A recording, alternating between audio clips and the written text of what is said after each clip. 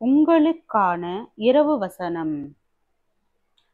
அகங்காரிகளோடே கொள்ளை பொருளை பங்கிடுவதை பார்க்கிலும் சிறுமையானவர்களோடே மனத்தாழ்மையாயிருப்பது நலம்.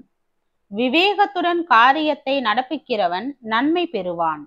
கர்த்தரை நம்புகிறவன் பாக்கியவான். இருதயத்தில் ஞானமுள்ளவன் விவேகி எண்ணப்படுவான். உதடுகளின் மதுரம் கல்வியை பெருக பண்ணும். புத்தி தன்னை உடையவர்களுக்கு ஜீவ ஊற்று. மதியினரின் போதனை மதியீனமே.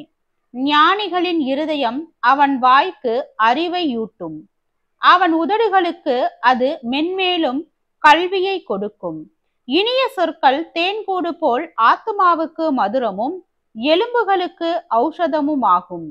நீதிமொழிகள் 16வது அதிகாரம் வசனம் 19 முதல் 24 வரை.